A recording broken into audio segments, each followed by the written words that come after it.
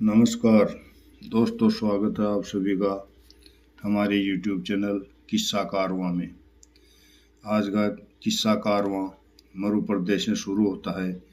एक समय मरु प्रदेश में भयंकर अकाल पड़ा, पेड़ पौधे सूख गए, किसानों की फसलें बर्बाद हो गई, पशु पक्षी प्यास के कारण मरने लगे, पानी तालाब कुएं बावड़ी में खत्म हो गया, भयंकर बीमारियों का प्रकोप टूट पड़ा, जनजीवन खत्म होने लगा।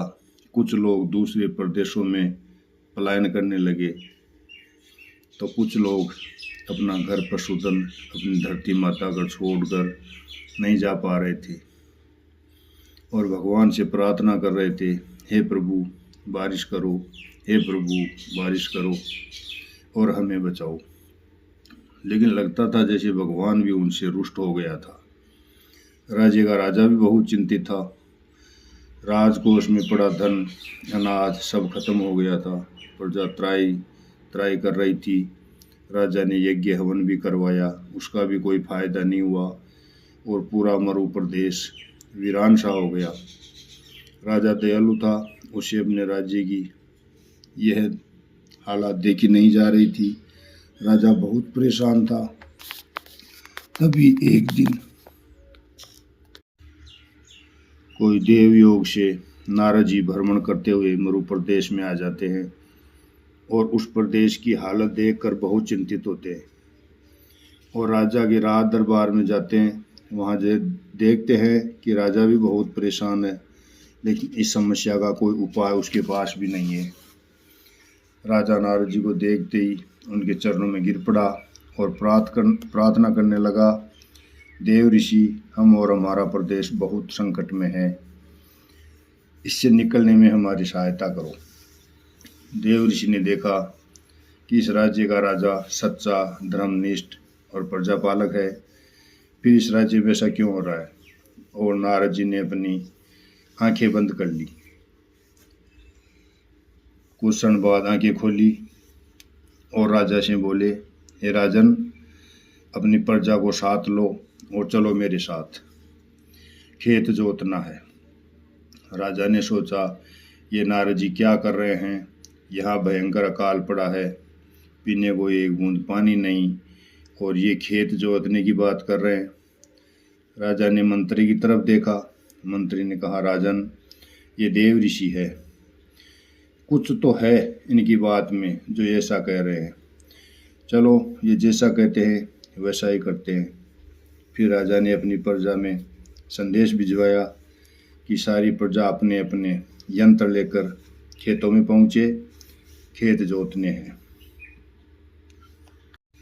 यह संदेश सुनते ही प्रजा चंबित हो गई और सोचने लगी कि कहीं राजा पागल तो नहीं हो गया, इस भयंकर अकाल में खेत जोतने की बात कर रहा है।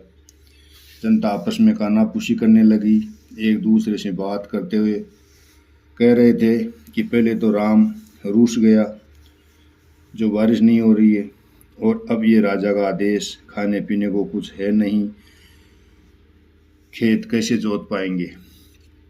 तभी एक बुजुर्ग किसान बोला, राजा का आदेश है, जाना तो पड़ेगा। और राजा ने कुछ सोच समझ कर ही ऐसा फैसला लिया होगा, जरूर कोई बात तो है। और फिर सारे किसान, सारी प्रजा अपने अपने औजार पाती लेकर खेतों में निकल गए। नारद जी ने भी किसान का वेश बनाया और राजा के साथ खेतों में चले गए। जो कमज़ोर बैल भूखे प्यासे थे, उनसे राजा और प्रजा हल जोतने लगी। कोई कुदाल से खोद रहा था, कोई मिट्टी को इधर उधर कर रहा था, तो कोई कुछ कर रहा था, लेकिन राज्य की सारी जनता कुछ न कुछ करने लग गई। राजा और राजा की पूरी प्रजा धरती माता का पूजन कर जुताई करने लग गए और हर हर महादेव का जयकारा लगाने लगे। इधर भोलेनाथ बहुत समय से समाधि में लीन थे, उधर जनता और नारद जी भोलेनाथ का आह्वान कर रहे थे और ये देव योग से भोलेनाथ की समाधि टूट गई। उन्होंने देखा मरु प्रदेश की जनता त्राई त्राई कर रही है और उन्हीं को याद कर रही है। उनके साथ नारद जी भी किसान वेश में प्रभु को पुकार रहे हैं और शंकर भगवान मरु प्रदेश की धरती पर आ गए और नारद जी से पूछते हैं, ये नारद, ये क्या कर रहे हो? नारद जी प्रभु को प्रणाम कर कहते हैं, प्रभु आप ही देख लो, इस प्रदेश की क्या हालत हो गई। पीने को पानी नहीं, खाने को अन्न नहीं, पहनने को कपड़े नहीं, बीमारों के लिए औषधि नहीं है, बच्चे बूढ़े ये सब मैं नहीं देख पा रहा। और इन सब के साथ ये आपका आह्वान कर रहा हूँ, इन सब पर कृपा कीजिए भगवान, इन सब पर कृपा कीजिए। और शंकर भगवान खुश हो गए, खुश होकर डमरू बजाने लगे और तभी चारों तरफ से उमड़ घुमड़ कर बादल आते हैं और मूसलाधार बारिश शुरू हो जाती है। राजा प्रजा देव ऋषि को प्रणाम कर शुक्रिया अदा करते हैं और उनका शुक्रिया करते हैं। भोलेनाथ और नारद जी अंतर्ध्यान हो गए, अपने लोक को चले गए। जनता नाचती गाती और खुशी का उत्सव मनाती है। कुछ ही दिनों में मरु प्रदेश हरा भरा हो जाता है और खेत धन धान्य से भरपूर फसलें लहला रही है। जनता सुख से अपना जीवन जीती है और प्रभु का गुण गाती है। देखो कैसी है भगवान शिव की माया। दोस्तों, हमारा एक किस्सा आपको कैसा लगा और कमेंट करके हमें ज़रूर बताएं।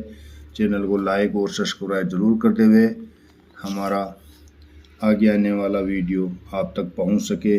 धन्यवाद। जय श्री राम।